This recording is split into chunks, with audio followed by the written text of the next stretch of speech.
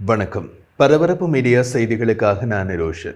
மாஸ்கோவின் புறநகர் பகுதியில் நடந்த கார் வெடிகுண்டு தாக்குதலில் ரஷ்ய ராணுவ உயர் அதிகாரி ஒருவர் வெள்ளிக்கிழமை கொல்லப்பட்டார். இதை ரஷ்ய அதிகாரிகள் கொலை வழக்காக கருதுகின்றனர். ரஷ்யாவில் கடந்த 4 மாதங்களில் ரஷ்ய உயர்மட்ட ராணுவ தளபதி மீது நடத்தப்பட்ட 2வது தாக்குதல் இது. 4 மாதங்களுக்கு முன் ரஷ்ய உயர்மட்ட ராணுவ அதிகாரி மீது நடந்த தாக்குதலுக்கு உக்ரைன் மீது குற்றம் சாட்டியது ரஷ்யாவின் உயர்மட்ட குற்றவியல் விசாரணை நிறுவனம். ஜனாதிபதி டொனால்ட் ட்ரம்பின் தூதர் ஸ்டீவ் விகாஃப் மாஸ்கோவில் ஜனாதிபதி விளாடிமிர் புட்டினுடன் உயர்மட்ட பேச்சுவார்த்தை நடத்திய தினத்தில் இந்த தாக்குதல் நடந்துள்ளது. தாக்குதலில் கொல்லப்பட்டவர் லெப்டினன்ட் ஜெனரல் யாரோஸ்லாவ் மோஸ்காலிக். இவர் ரஷ்ய ஆயுதப்படைகளின் பொது பணியாளர்களின் முக்கிய செயற்பாட்டுத் துறையின் துணைத் தலைவர். ரஷ்யாவின் தலைநகரான மாஸ்கோவுக்கு வெளியே உள்ள பலாஷிகாவில் தனது காரில் வைக்கப்பட்டிருந்த வெடிபொருளால் கொல்லப்பட்டதாக விசாரணை குழு தெரிவித்துள்ளது. கமிட்டியின் செய்தி தொடர்பாளர் ஸ்வெட்லானா பெட்ரன்கோ கூறிய போது வெடிக்கும் சாதனம் துண்டுகளாக உடைந்து போயுள்ளது. சம்பவ இடத்தில் புலனாய்வாளர்கள் இருக்கிறார்கள் என்று கூறினார். ரஷ்ய ஊடகங்கள் அடுக்குமாடி கட்டடத்தின் முற்றத்தில் வாகனம் எரிவதை காணொலியாக வெளியிட்டது. புலனாய்வாளர்கள் குழு உடனடியாக சந்தேகத்திற்கு இடமானவர்களை குறிப்பிடவில்லை. ஆனால் ரஷ்ய வெளியுறவு அமைச்சின் செய்தி தொடர்பாளர் மாரியா ஷக்கரோவா உக்ரைனிய சிறப்பு உளவுத்துறை கொலையில் ஈடுபட்டதாக நம்புவதற்கு காரணங்கள் உள்ளன என்று ஆதாரங்களை வழங்காமல் அறிவித்தார். இந்த தாக்குதல் குறித்து உக்ரைன் அதிகாரிகள் எந்த கருத்தும் தெரிவிக்கவில்லை. ஷக்கரோவா மேலும் கூறிய போது, இந்த தாக்குதலில் உக்ரைனிய தடயத்தை விசாரணை உறுதி செய்தால் ரஷ்யாவுடனான ராணுவ மோதலை அதிகரிப்பதற்கு பந்தயம் கட்டும் உக்ரைன் ஆட்சியின் துரோகத்தன்மையை இது மீண்டும் உலக சமூகத்திற்கு நிரூபிக்கும் என்று கூறினார்.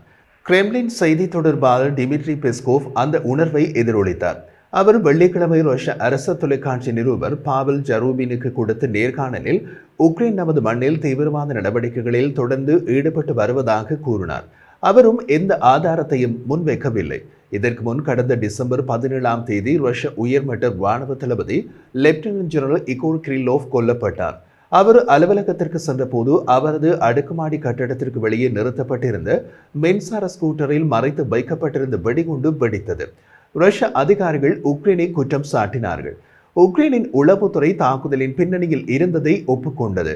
கிரிலோவ் ரஷ்ய ராணுவத்தின் கதிர்வீச்சு, உயிரியல் மற்றும் ரசாயன பாதுகாப்பு படைகளின் தளபதியாக இருந்தார். ரஷ்ய ராணுவத்தின் அணுசக்தி, ரசாயன அல்லது உயிரியல் ஆயுதங்களை பயன்படுத்துவதிலிருந்து ராணுவத்தை பாதுகாக்கும் சிறப்பு துருப்புக்களை கொண்ட படைப்பிரிவின் தளபதி அவர். தளபதி கிரிலோவின் உதவியாளரும் தாக்குதலில் கொல்லப்பட்டார். சம்பவ இடத்திலிருந்து வெளியிடப்பட்ட கண்காணிப்பு காட்சிகள் கார் வெடித்த நேரத்தில் மோஸ்காலிக் காரை கடந்து சென்று கொண்டிருந்த காட்சியினை காட்டியது. விசாரணைக்கு நெருக்கமான ஆதாரங்களை மேற்கோள் காட்டி ரஷ்யாவின் கொமர்சன் செய்தித்தாள் காரில் இருந்த வெடிப்பு சாதனம் தொலைதூரத்திலிருந்து ரிமோட் மூலம் வெடிக்கப்பட்டது என்றும் வாகனத்தில் உள்ளே பொருத்தப்பட்ட கேமரா மூலம் தளபதி மோஸ்காலிக் கண்காணிப்பில் இருந்ததாகவும் தெரிவித்தது. 2014ஆம் ஆண்டு உக்ரைனின் கிரீமியன் தீபகற்பத்தை ரஷ்யா சட்டவிரோதமாக ஆக்கிரமிப்பு செய்தது மற்றும் கிழக்கு உக்ரைனின் சில பகுதிகளை ஆக்கிரமித்த பின்னர் பேச்சுவார்த்தை நடத்தும் ரஷ்ய தூதுக்குழுவின் ஒரு பகுதியாக தற்போது கொல்லப்பட்ட மோஸ்காலிக் இருந்தார். ரஷ்ய ஊடகங்களின்படி 2019ஆம் ஆண்டு உக்ரைன் ஜனாதிபதி செலன்ஸ்கியும் கலந்து கொண்ட சமாதான முன்னெடுப்புகள் தொடர்பான கூட்டத்திலும் அவர் பங்கேற்றார். உக்ரைன் மீதான ரஷ்ய படையெடுப்பை ஆதரிக்கும் ரஷ்ய ராணுவ பதிவர்கள் மோஸ்காலிக் பற்றிய சில தகவல்களை வெளியிட்டனர். ரஷ்ய பாதுகாப்பு அமைச்சுடன் நெருங்கிய உறவுகளை கொண்ட பதிவர் மிகைல் ஸ்வின்ஸ்வுக்கால் நடாத்தப்படும் செல்வாக்கு மிக்க ரைபர் டெலிகிராம் சேனல் ரஷ்ய ராணுவ முதன்மை இயக்குநரகத்தில் மோஸ்காலிக் மிகவும் புத்திசாலியான தளபதி. அவர் உடனடி முடிவுகளை கோரியது மற்றும் அவருக்கு கீழ் பணி புரிபவர்களிடம் இடைவிடாமல் கடுமையாக இருந்ததால் அவர் விரும்பப்படவில்லை. இலக்கின் உயர்தர தன்மை மற்றும் தாக்குதல் முறையை கருத்தில் கொண்டு உக்ரைனிய சிறப்பு உளவுத்துறை இதில் ஈடுபட்டுள்ளது என்பதில் சந்தேகம் இல்லை என்று ரைபர் டெலிகிராம் சேனல் மோஸ்காலிக்கின் மரணம் குறித்து கூறியது. உக்ரைனிய சிறப்பு உளவுத்துறை முன்னர் ரஷ்ய ராணுவ உயர் அதிகாரிகள் மீது நடத்தப்பட்ட பல தாக்குதல்களுக்கு பொறுப்பேற்றுள்ளது. நவம்பர் மாதம் கிரிமியாவில் நடந்த கார் குண்டு வெடிப்பில் ரஷ்ய கடற்படையின் மூத்த அதிகாரி வலேரி டிரான்ஸ்கோவ்ஸ்கி கொல்லப்பட்டார். கருங்கடல் கப்பல் தொகுதியின் 41வது ஏவுகணை படைப்பிரிவின் தலைமை அதிகாரியான டிரான்ஸ்கோவ்ஸ்கியை கொன்ற தாக்குதலுக்கு உக்ரைனிய உளவுத்துறை ஏஜென்சி ஏற்பாடு செய்ததாக உக்ரைனின் பாதுகாப்பு சேவைகளில் உள்ள ஒரு அதிகாரி அந்த நேரத்தில் உக்ரைனிய பிராவ்டா ஊடகத்திற்கு தெரிவித்தார். அமெரிக்க ஜனாதிபதி டொனால்ட் ட்ரம்பின் தூதர் ஸ்டீவ் விட்காஃப் உக்ரைனுக்கான அமெரிக்க அமைதி திட்டம் குறித்து ஜனாதிபதி விளாடிமிர் புட்டினுடன் பேச்சுவார்த்தை நடத்துவதற்காக மாஸ்கோவுக்கு சென்றிருந்த போது வெள்ளிக்கிழமை குண்டு தாக்குதல் நடத்தப்பட்டது. விட்காஃபின் பிரைவேட் ஜெட் பேச்சுவார்த்தைக்கு முன்னதாக மாஸ்கோவை நெருங்கிய நேரத்தில் ரஷ்யாவின் உளவுத்துறை குழு அதன் உயர்மட்ட காவல்துறை அமைப்பு லெப்டினன்ட் ஜெனரல் யாரோஸ்லாவ் மொஸ்காலிக் மரணம் குறித்து குற்றவியல் விசாரணையை தொடங்கியது. இந்த சந்திப்பு பிப்ரவரி மாதத்திற்கு பின்னர் அவர்களின் 4வது சந்திப்பாகும். விட்காஃப் மற்றும் புட்டினுக்கு இடையிலான 3 மணி நேர சந்திப்பை தொடர்ந்து கிரெம்ளின் சில விவரங்களை வெளியிட்டது. புட்டினின் வெளியுறவு கொள்கை ஆலோசகர் யூரி உஷாவ்கோ பேச்சுவார்த்தைகளை ஆக்கப்பூர்வமானவை என்று விவரித்தார்.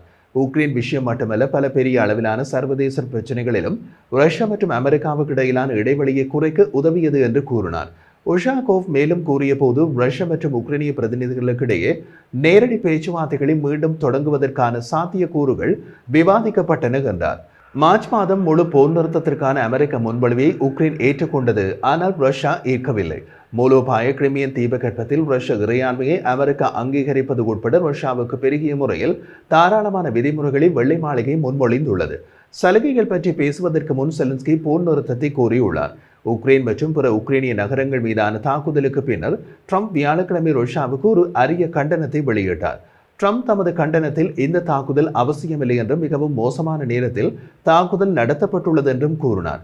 மேசையில் உறுதியான பாதுகாப்பு உத்தரவாதங்கள் இல்லாத நிலையில் பல உக்ரைனியர்கள் இந்த அமெரிக்க முன்மொழிவு ஆக்கிரமிப்புக்கு வெகுமதி அளிக்கும் செயல் என்று கருதுகின்றனர்.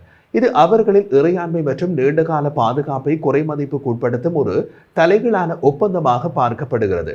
விட்காஃப் சமீபத்தில் பாரிஸில் ஐரோப்பிய மற்றும் உக்ரைனிய அதிகாரிகளுக்கு அமெரிக்காவிடமிருந்து இறுதி வாய்ப்பை பிரதிநிதித்துவப்படுத்தும் ஒரு திட்டத்தை முன்வைத்தார்.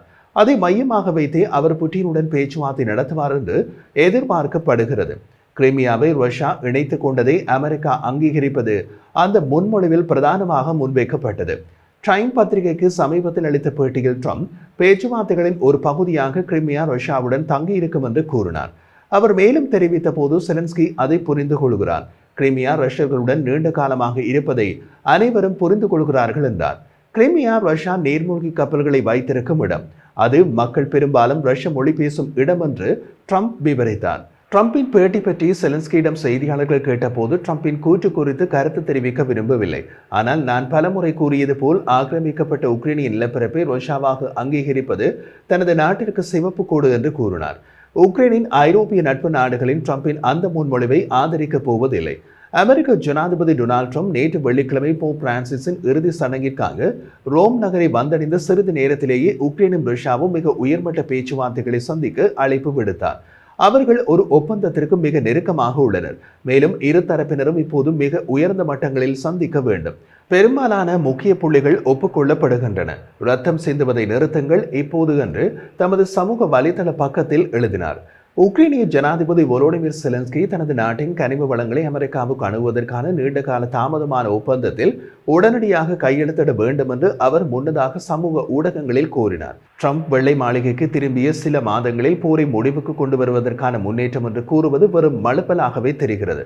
மேலும் உடனடி முன்னேற்றங்கள் பற்றி அவரது முன்பு நடந்த கூற்றுக்கள் பலனளிக்க தவறிவிட்டன. இருதரப்பும் சமரசத்திற்கு வராவிட்டால் போரை நிறுத்தும் முயற்சிகளை நிர்வாகம் விரைவில் கைவிடக்கூடும் என்று மூத்த அமெரிக்க அதிகாரிகள் எச்சரித்திருந்தனர். இது உக்ரைனுக்கான முக்கியமான அமெரிக்க ராணுவ உதவியை நிறுத்துவதை குறிக்கும். அதே நேரத்தில் இப்போது கூட அமெரிக்கா உக்ரைனுக்கு ராணுவ உதவிகளை செய்வதை நிறுத்திவிட்டது. அமெரிக்கா வகித்த பாத்திரத்தை ஐரோப்பிய நாடுகள் கையில் எடுத்து விட்டன. ரோமில் போப் பிரான்சிஸின் இறுதி சடங்கில் பங்கேற்பதற்காக வெள்ளை மாளிகையிலிருந்து வெள்ளிக்கிழமை ட்ரம்ப் புறப்பட்ட போது செய்தியாளர்களிடம் பேசிய ட்ரம்ப் அமைதி பேச்சுவார்த்தையை முடிப்பதற்கான காலக்கெடு எதுவும் இல்லை என்றார். நான் அதை முடிந்தவரை விரிவாக செய்ய விரும்புகிறேன் என்று ட்ரம்ப் கூறினார். ட்ரம்ப் ரோமில் இருக்கும் போது வெளிநாட்டு தலைவர்களை சந்திப்பதாக உறுதியளித்தார். மேலும் அவர் செலன்ஸ்கியை சந்திக்க முடியும் என்றும் கூறினார். அதே நேரத்தில் இறுதி சடங்குக்கு சரியான நேரத்தில் ரோம் செல்வேனா என்று தனக்கு உறுதியாக தெரியவில்லை என்று வெள்ளிக்கிழமை பிற்பகுதியில் செலன்ஸ்கி கூறினார்.